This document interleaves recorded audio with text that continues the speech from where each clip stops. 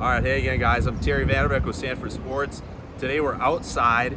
We're talking MMA, and we're joined by one of my favorite dudes, David Michaud, South Dakota State guy, MMA guy, just overall good dude. David, how are you? Doing good. Good. Excellent. Always glad to see you up here from Arizona, and we're going to talk some MMA with you today, in part because three of the guys on the LFA 108 card Friday night, Sanford Pentagon, are guys from the lab. Really well-known gym in the southwest part of the country, Arizona area, where you've got a lot of connections. So let's talk about those three guys and give people a sense for what they can expect. The first guy up on the card will be Ben Goodwin. Ben has some ties here. Oh, yeah. Tell us about Ben a little bit. So Ben actually, he wrestled in town here. He wrestled for Augustana for a few years.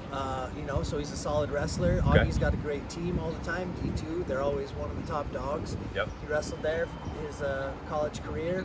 He was training in town here at Next Edge for a few years.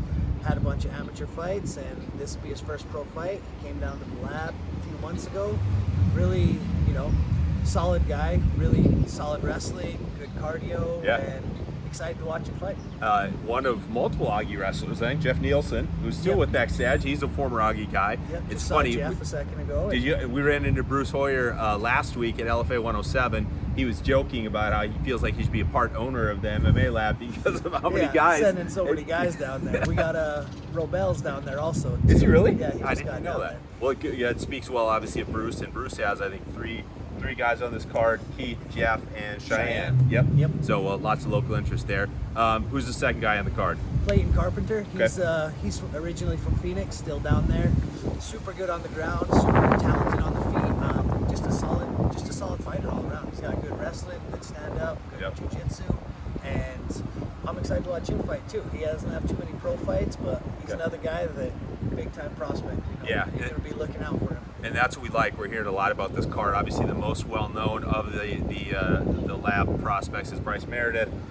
Bryce is a 4-time state high school wrestling champion in Wyoming. I think a 3-time All-American at the University of Wyoming. There's been a lot of talk, both in the MMA community and the wrestling community, for probably a year around him. This will be his pro debut. Tell us about Bryce. Oh yeah, he came to the lab and he just jumped right in. He's doing as much as he can. He's getting in all the work he can on stand-up, because that's obviously where he needs the most work. Sure. But getting in jiu-jitsu, making sure his jiu-jitsu game's there, his submissions are strong, and his submission defense is ready. Because no one likes to go for submissions all the time, especially wrestlers. We like to pound on people. So I'm expecting some good stand-up from him. He's really been putting a lot of work in on that, and his wrestling's always going to be there. Anytime he wants to put it on the ground, he's going to put him on the ground, stay on top, land some big shots. Yeah, no doubt. Plenty of well-known wrestlers, including yourself, have done well from this part of the country, transitioning in MMA, and then from what we're hearing, there's more on the way. So obviously Logan Storley's off to a nice start. There's more in that mold coming. Yeah, Storley's, he's top 5 in Bellator right now, so he's doing great too. We're going to talk to Logan yet this week. He's coming in for the fights. Let's finish on that. You've been around the South Dakota MMA scene, and certainly the national scene as well, as long as anybody.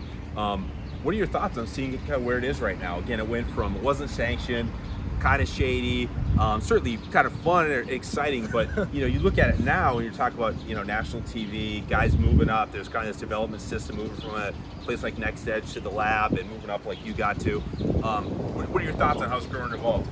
Oh, it's great. Having LFA in town, they're the biggest feeder organization in the world, really. As soon as you win an LFA title, you're going to one of the big shows, whether that's UFC, PFL, or Bellator.